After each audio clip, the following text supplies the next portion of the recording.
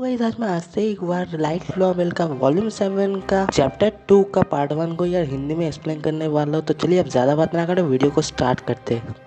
तो पिछले पार्ट में हम लोगों ने देखा कि आयटो रिजेक्ट कर देता है हिल्डा का ऑफर। उसके बाद वो लोग ग्लोरिया के पास आते हैं, जहाँ पर ग्लोरिया अपनी असली विश बताते हैं ट्रेनिंग सेशन में कि वो चाहती है एक बंदे से मिलना जो कि जेट ट्विलाइट इंसिडेंट केस में जेल के अंदर है, और वही बंदे ने पेंडोरा को भी बनाया था। और उसके बाद क्लोरिया कुछ नेम के बारे में डिस्कशन करती है। उसके बाद क्लोरिया बोलती है कि आप बहुत हो गया, अब पेंडोरा की असली पावर के बारे में तुम लोगों को बताते, अब आगे। तो अब ये सुन के आया तो यूलिस, केरन, साया सभी शॉक हो जाते, बोलते पेंडोरा का असली पावर। तो यहाँ पर ऑथर खुद बोल रहे होते हैं कि असली पावर जो ग्लोरिया का ओवरलक्स मतलब पेंडोरा का है वो है पेंडोरा प्री कॉन्जिनेशन। लेकिन किसी को भी पता नहीं होता है कि वो काम कैसे करता है, क्योंकि पेंडोरा को सिर्फ और सिर्फ ग्लोरिया ने ही मतलब यूज़ किया। उससे पहले और उसके बाद अभी तक किसी ने भी पेंडोरा को छुआ तक नहीं है। लेकिन जिन्होंने इस पेंडोरा ओवरलक्स को बनाया है उनको शायद पता है इसका मतलब असली पावर कैसे काम करता है, क्या होता है।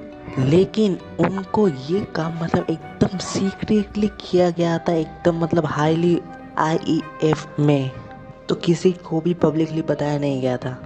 तो पब्लिक बस एक र्यूमर की तरह बात करते हैं, अरे तुम्हें पता है क्या उसका पावर ये है, मतलब कोई ऑफिशियल कन्फर्मेशन नहीं है कि क्या है। तभी क्लोरिया बोलते हैं रुको मुझे बताने दो, तुम लोगों को अब तक पता ही चल गया होगा कि पेंडोरा का असली पावर प्रीकॉन्जिनेशन है, मतलब फ्यूचर को देखना। तो पेंडोरा टोटल 300 सेकेंड फ्यूचर में देख सकता है उसका विल्डर। तो ये सुनकर सभी एकदम शॉक हो गए, बोलते 300 सेकेंड मतलब इन अनदर वर्ड ये 5 मिनट है टोटल। तो आयटो मन में सोचता है कि 5 मिनट बहुत ज़्यादा नहीं होता, लेकिन 5 मिनट काफ़ी ज़्यादा टाइम भी होता है, क्योंकि उसका खुद का ही कुछ मैच 5 मिनट से भी कम टाइम में ख़त्म हो गया। तो मतलब ग्लोरिया पूरा मैच ही ऑलरेडी देख सकती थी अगर चाहे तो, वो भी मैच को स्टार्ट होने से भी पहले वो बता दे सकती थी कौन जीतेगा। तभी आयटो बोलना कंटिन्यू करता है मन में ही और सोच रहा होता है कि अगर वो इसकी वो पावर है तो फिर उसे तो मतलब हराना नामुमकिन है। तभी क्लोरिया बोलती है लेकिन ये बस एक स्टोक है, उससे ज़्यादा कुछ नहीं। ये सुन के किरण थोड़ा कंफ्यूज हो जाती है। यूलिस थोड़ा सोचकर स्माइल करते हुए बोलते अच्छा। तभी क्लोरिया बोलता अच्छा तुम्हें समझ में आ गया, मैं एक्सपेक्ट कर रही थी कि तुम्हें समझ में आ भी जाए क्योंकि तुम्हें स्टे आओ। तभी यूलिस बोलते क्या तुम्हारा उसमें कुछ टाइम लिमिट टाइप का कुछ है। तभी क्लोरिया बोलते एग्जैक्टली। अब आयटो को ये समझने में थोड़ा दिक्कत हो रहा था कि ये दो लड़कियाँ क्या बात कर रही है, लेकिन आयटो को समझ में आया था। आयटो बोलता है कि अगर एग्जाम्पल की तरह बात करते हैं तो 10 सेकेंड अगर तुमने अपने पावर को यूज़ कर दिया तो तुम्हारे पास बचता है 290 सेकेंड्स, मतलब बढ़ेगा नहीं कमेगा।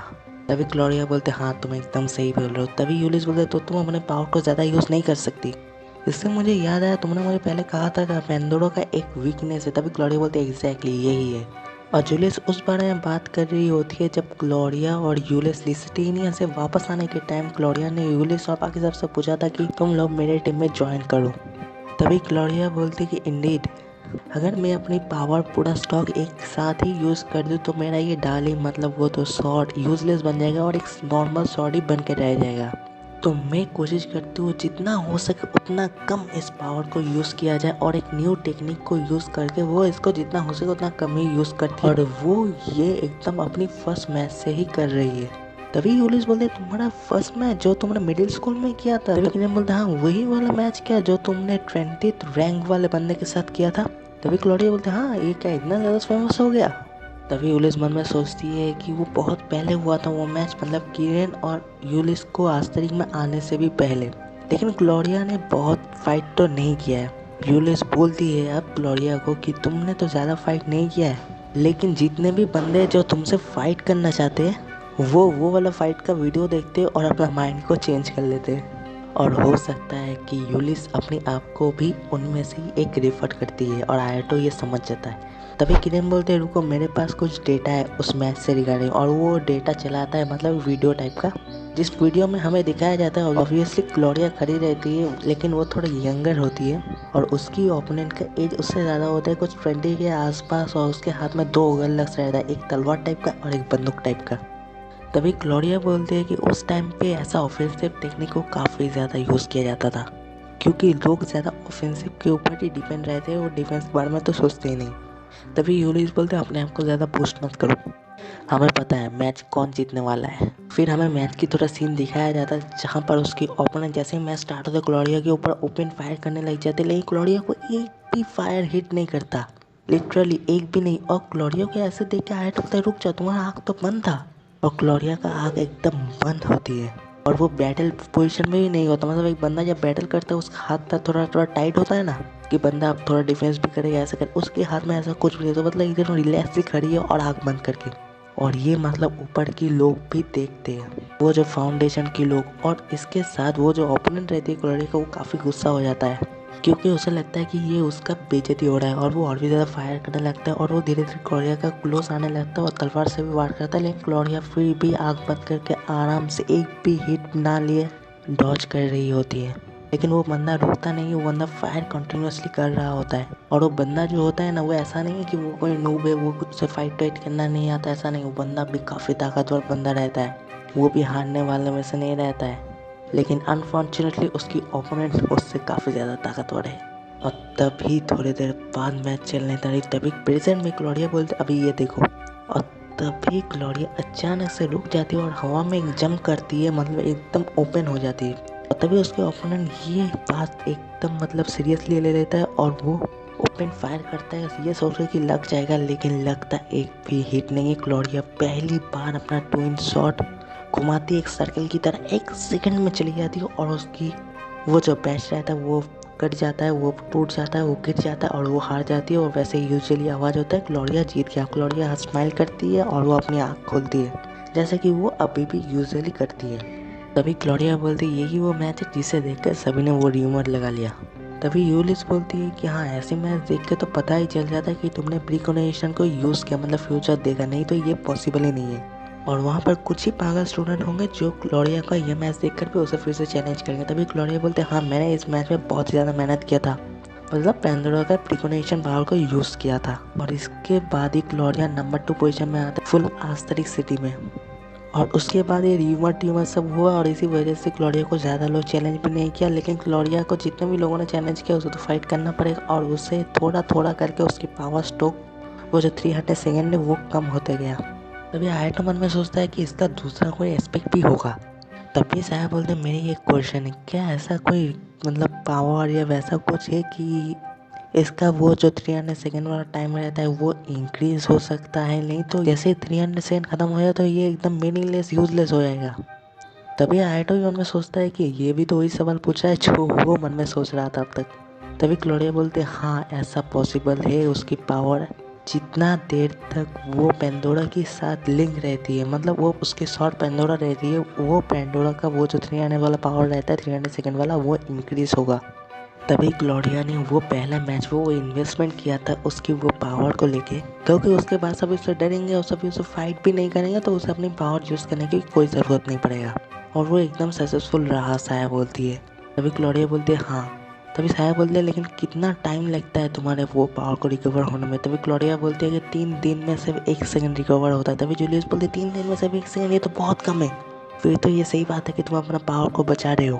और ये बात सुनकर आयतो को और एक चीज़ याद आ जाता है कि आयतो को क्लॉडिया का वो जो दूसरी पर्सनैलिटी भी तो देखा हुआ रहता है, जो कि आप लोगों ने अगर एनिमे देखा है तो आप लोगों को पता होगा। मेरे ख्याल से वो सीजन 1 का कुछ फाइनल के आसपास के एपिसोड में शायद होगा।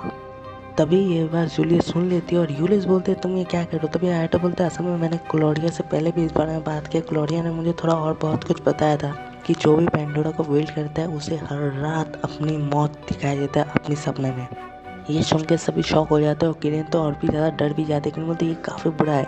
तभी क्लॉडिया ये सब सुनकर बस स्माइल करती है और कुछ नहीं। और क्लॉडिया बोलती है कि पेंडोरा का वर्स्ट पर्सनैलिटी है, ये इससे भी बुरा है कि पेंडोरा के साथ ही तुम्हें रहना पड़ेगा, वो हर रात तुम्हें तुम्हारी मौत दिखाएगा और तुम्हें बस 1 सेकंड मिलेगा, वो भी 3 दिन में। अब ये सब सुनने के बाद आयटो मन में सोचता है कि क्लॉडिया ने बताया था कि उसे पेंडोरा का एकदम बुरा पर्सनैलिटी है, तो इससे वो एकदम एग्री करता है। तभी यूलिस बोले तो इसका एक प्राइस है, मतलब एक प्राइस के बदले एक पावर तुम्हें मिल रहा है, लेकिन ये मिडिल में ये थॉट छोड़ देती है, कंप्लीट नहीं करती है। और तभी साया बोलते कि काफ़ी बुरा है। तभी क्लॉडिया बोलते अरे चिंता मत करो, तुम लोगों को मेरे बारे में इतना ज़्यादा चिंता करने की कोई ज़रूरत नहीं है, ये उतना भी बुरा नहीं है जितना सुनने में लग रहा है। और हाँ, पेंडोरा का पावर जो प्रीकोनेशन है मतलब फ्यूचर देखना वो एकदम एब्सोल्यूट नहीं है। तभी ग्लोरिया बोलता है आयटो क्या तुम यहाँ पर आकर मेरे साथ लड़ सकते हो? तभी आयटो बोलता हाँ क्यों नहीं। तभी आयटो सिल्वर स्टार को एक्टिवेट करता है, वो चेन तोड़ता है और ग्लोरिया और आयटो के बीच में 1 सेकंड के लिए फाइट होता है। मतलब आयटो एक हमला करता है, ग्लोरिया उसे डॉज कर देती है और तभी ग्लोरिया अपने तलवार को रोक देती है और बोलती है कि एग्जैक्टली जैसा कि मैंने सोचा था, मेरा पावर तुम्हारे ऊपर काम नहीं करता है। लेकिन ग्लोरिया ने आयटो के ऊपर हमला किया था, आयटो ने नहीं, ये मैंने गलत बोल दिया और आयटो ने डॉज कर दिया। तभी ग्लोरिया बोलती है कि देखो आयटो ने बड़े आराम से मेरे हमले को डॉज कर दिया। अगर मैं पेंडोरा का पावर यूज़ करता हाफ सेकंड के लिए भी ये श्योर हो जाता कि उसे लगेगा, लेकिन चलो 1 सेकंड ही पकड़ लेते। तो फिर अगर मैं राइट से हमला करता तो वो लेफ्ट में चला जाता, लेकिन जैसे उसका एक्शन लेफ्ट में आता तो मुझे बोला जाता कि मैं लेफ्ट से हमला करूँ। मतलब ओवरऑल यही बोलनी जाती है कि तुम्हारी एक्शन के ऊपर फ्यूचर डिसाइड किया जाता है। मतलब फ्यूचर तो हमेशा चेंज होता रहता है ना।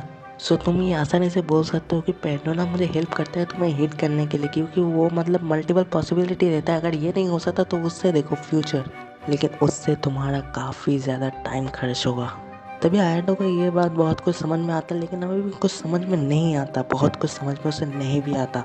अभी ग्लोरिया बोलती है अगर सोचो कि मैं अपना सेकंड मतलब दूसरा सेकंड यूज़ करके तुम्हारे ऊपर लेफ्ट से हमला करने जाती है, तुम लेफ्ट भी रोक देते, फिर और 1 सेकंड यूज़ करके तुम्हारे नीचे से हमला करते, फिर भी तुम रोक देते, ऊपर से हमला करते फिर भी तुम रोक देते, क्योंकि अलग अलग पॉसिबिलिटी होता है। हम दोनों का फाइटिंग एबिलिटी एकदम मतलब अलग है, इसलिए मुझे पता ही नहीं चलता कि तुम कहाँ से ब्लॉक कर सकते हो। और ऐसा भी नहीं है कि मैं एकदम सक्सीड ही होंगे इतना बार ब्रिज कनेक्शन करने के बाद, फ्यूचर देखने के बाद। तभी आयटो बोलता लेकिन तुम मेरे काफ़ी पास आ गए। तभी ग्लोरिया बोलता नहीं, मैं कॉन्फिडेंट हूँ अपनी स्किल को लेकर, लेकिन मुझे ये भी पता है कि तुम और किरण दोनों के ही पावर लेवल मतलब स्किल लेवल मुझसे ज़्यादा है।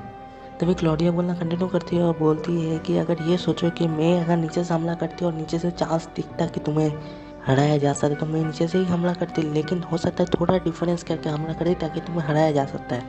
मतलब क्लॉकवाइज हमला करती या फिर काउंटर क्लॉकवाइज हमला करती जिसमें भी सक्सेसफुल मिले। तभी ग्लोरिया बोलते तुम लोग को आप समझ में आएगा, मैं बस सोच ही रही हूँ कि तुम्हें कैसे हराया जाए, लेकिन उसमें ही मेरा 6 स्ट्रोक खत्म हो गया, मतलब 6 सेकंड खत्म हो गया, लेकिन मैं अभी तक एक भी हमला नहीं कर पाया। तो ऐसे ओपोनेंट के खिलाफ तुम्हारे पास जितने भी सेकंड से वो भी कम पड़ जाए। तभी साया बोलते तो तुम्हारा ये पावर कोई ताकतवर ओपोनेंट के खिलाफ यूज़ नहीं किया जा सकता। तभी ग्लोरिया बोलते नहीं, कोई ताकतवर ओपोनेंट के खिलाफ नहीं, जिनका एक्शन मतलब जो काफ़ी जगह से सोच के रखते हैं अगर वो ऐसा करेगा वो ऐसे करेगा, क्योंकि उनको शायद से पता हो कि मेरा एबिलिटी क्या है, तो फिर वो ऑब्वियसली ऑन गार्ड रहेगा और तब मुझे मुश्किल होगा कि उसे हमला करने के लिए। ऐसा नहीं है कि मेरा पोजीशन गलत होगा, मेरा पोजीशन मुझे हमेशा सही रास्ता ही दिखाता है, लेकिन ओपोनेंट के एक्शन के ऊपर ही सब कुछ डिपेंड करता है। जैसा कि तुम लोगों ने इस मैच में देखा कि मुझे पता ही था कि वो कैसा हमला करने वाला है, तो मैं आराम से डॉज करते गई, लेकिन मैं लॉन्ग रेंज में काफ़ी बुरी हूँ। और इधर ही यार वॉल्यूम 7 का चैप्टर 2 का पार्ट 1 खत्म हो जाए तो नेक्स्ट वीक तक आ जाएगा यार। हाँ, वॉइस ओवर अच्छा नहीं हो रहा है शायद, मेरे ख्याल से आप लोगों को पता भी होगा कि मेरा माइक ख़राब हो गया यार, पता नहीं कब तक खरीद पाऊंगा, तो इसलिए यार प्लीज़ सपोर्ट कीजिए यार प्लीज़। अगर मेरे चैनल में नए हैं तो सब्सक्राइब कीजिए, बेल आइकन को ज़रूर प्रेस कर दीजिएगा। अगर वीडियो पसंद है ना तो लाइक कीजिए और जितना हो सके उतना मेरे दोस्तों के साथ शेयर कीजिए, क्या पता उसे भी अच्छा लग जाए। तो हाँ, फिर मिलते हैं किसी अगले वीडियो में, बाय, सी या।